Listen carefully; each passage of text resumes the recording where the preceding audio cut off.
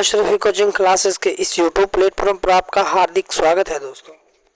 आज मैं फिर से आपके लिए लेके आया हूँ करंट अफेयर की क्लास, जो आपके लिए वेरी इंपॉर्टेंट रहने वाली है दोस्तों। तो ऑल एग्ज़ाम के लिए वेरी इंपॉर्टेंट है। इस क्लास को एंड तक जरूर देखना, ताकि आपके किसी भी भर्ती परीक्षा से रिलेटिव क्वेश्चन पूछे जा सकते हैं दोस्तों। तो आज का हमारा जो सबसे पहला क्वेश्चन है दोस्तों, समाचारों में देखा गया मुद्रास्फीति न्यूनीकरण अधिनियम किस देश से संबंधित है दोस्तों? तो किस देश से संबंधित है? यूएसए। किस देश से संबंधित है दोस्तों? यूएसए से संबंधित है। यूएसए की अगर बात करें दोस्तों, तो अमेरिका मुद्रास्फीति कटौती अधिनियम में एक कम ज्ञात प्रावधान के कारण उत्तरी अमेरिका में कंपनियां इलेक्ट्रॉनिक वाहन बैटरियों को रिसाइक्लिंग करने के लिए दौड़ रही है, जिसका उद्देश्य वैश्विक स्तर पर इसी उद्योग में चीन की प्रमुख स्थिति को चुनौती देना है दोस्तों। तो ये भी आपको याद रखना है दोस्तों। तो नेक्स्ट क्वेश्चन है कि X-59 जिसे सन ऑफ कॉनकॉर्ड के नाम से भी जाना जाता है, किस देश का प्रायोगिक सुपरसोनिक विमान है दोस्तों? तो किस देश का सुपरसोनिक विमान है? तो याद रखना है दोस्तों, यूएसए का। किस देश का? यूएसए का। यूएसए की अगर बात करें दोस्तों, नासा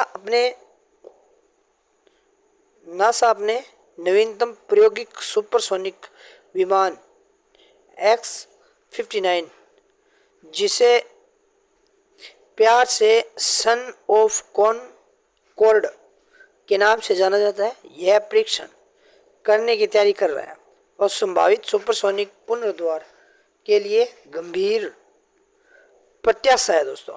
तो नेक्स्ट क्वेश्चन की बात करें, तो नेक्स्ट क्वेश्चन है दोस्तों, बड़गिर चिमनी जैसे संरचनाएं हैं जिन्हें किस देश में सरलता से डिजाइन किया गया है दोस्तों? किस देश में सरलता से डिजाइन किया गया है? तो वो देश है ईरान दोस्तों। कौन सा देश है? ईरान। ईरान की अगर बात करें दोस्तों, तो ईरान रेगिस्तान शहर यजद में निवासियों ने बड़ी चतुराई से लंबी चिमनी जैसी संरचनाएं डिजाइन की है दोस्तों, जिसे विंड कैचर या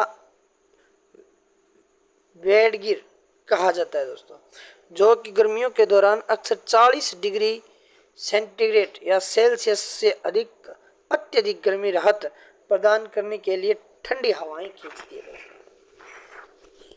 नेक्स्ट क्वेश्चन कौन सा है दोस्तों? नेक्स्ट क्वेश्चन की अगर बात करें, तो हाल ही में किस अफ्रीकी देश ने 2023 में तख्ता पलट हुआ है दोस्तों? तो तख्ता पलट किस देश में हुआ है दोस्तों? दक्षिण अफ्रीका, केन्या, नाइजीर या फिर कांगो। तो किस देश में? नाइजीर में दोस्तों। नाइजीर की अगर बात करें दोस्तों, तो नाइजीर इस समय सैनिक एक समूह द्वारा तख्ता पलट चल रहा है दोस्तों। सैनिक सरकार टीवी पर यह घोषणा करते दिखे कि राष्ट्रपति की सत्ता हटा दिया, सरकार का नियंत्रण अपने हाथ में ले लिया और संविधान को निलंबित कर दिया गया दोस्तों। संविधान को क्या कर दिया गया? निलंबित कर दिया गया। और कमांडर जनरल रहीम तचियानी एक टेलीविजन संबोधित में खुद को नाइजीर का नेता घोषित कर दिया गया दोस्तों।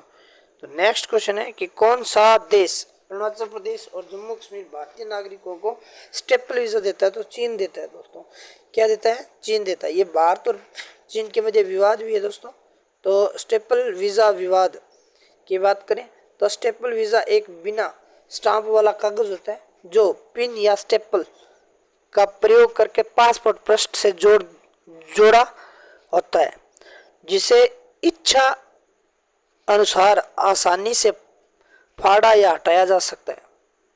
चीन ने अरुणाचल प्रदेश, लद्दाख, जम्मू कश्मीर की भारतीय नागरिकों को स्टेपल वीजा देने की नीति बनाई है।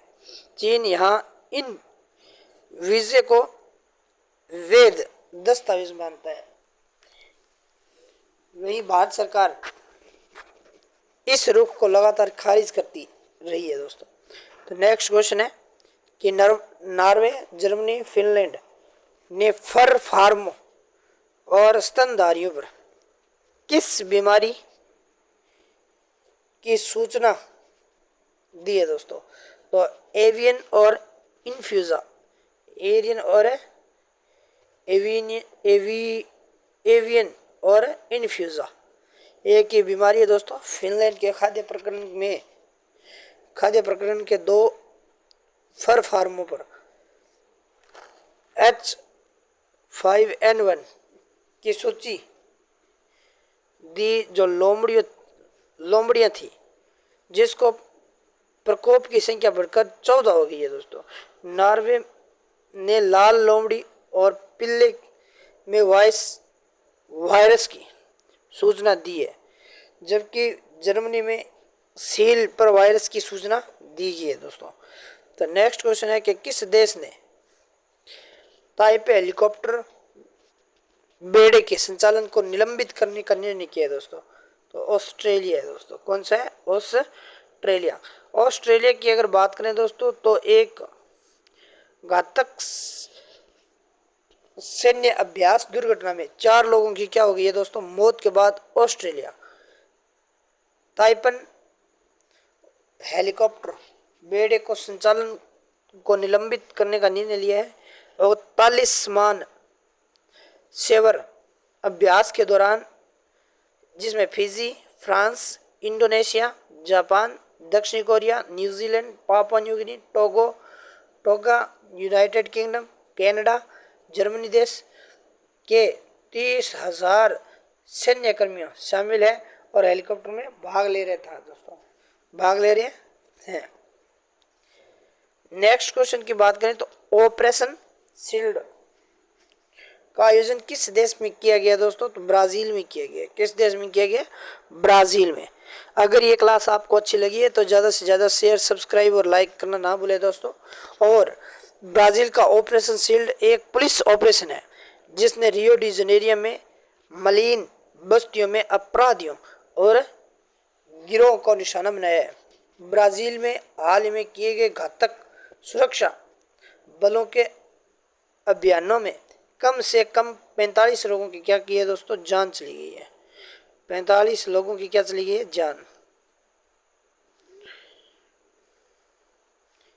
तो नेक्स्ट क्वेश्चन कौन सा है दोस्तों? कि भारतीय बौद्ध संस्कृति एक विरासत केंद्र का निर्माण कर किस देश में किया जा रहा है दोस्तों? तो नेपाल में किया जा रहा है। किस देश में?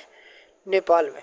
अगर नेपाल की बात करें दोस्तों, तो नेपाल में बौद्ध भिक्षुओं के विशेष पाठ के साथ भूमि पूजन समारोह के बाद लुम्बिनी में भारतीय बौद्ध संस्कृति विरासत केंद्र का निर्माण शुरू हो गया है और 1.60 अरब रुपए की लागत वाला हेरिटेज सेंटर जीरो नेट तकनीक से बनने की उम्मीद है और यह 1.5 साल में पूरा हो सकता है। नरेंद्र मोदी जी ने नेपाल के तत्कालीन प्रधानमंत्री शेर बहादुर देउबा ने 2022 में श्री मोदी की लुम्बिनी यात्रा के दौरान संयुक्त रूप से आधारशिला रखी है दोस्तों। नेक्स्ट क्वेश्चन है, लूना 25 किस देश का चंद्र मिशन है? तो रूस का है दोस्तों। किस देश का है? रूस का। रूस की अगर बात करें दोस्तों, तो लगभग 5 दशकों में रूस का पहला चंद्र मिशन है लूना 25। अनियंत्रित कक्षा में घूमने के बाद 1 दिन बाद चंद्रमा में दुर्घटनाग्रस्त हो गया है दोस्तों। चंद्र मिशन 1976 के बाद रूस का पहला मिशन था, जब यह सोवियत संघ का हिस्सा था।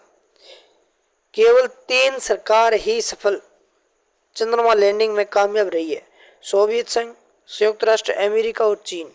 तो आज के लिए बस इतना ही। अगर ये क्लास आपको अच्छी लगी है तो ज़्यादा से ज़्यादा शेयर, सब्सक्राइब और लाइक करना ना भूलें दोस्तों। धन्यवाद।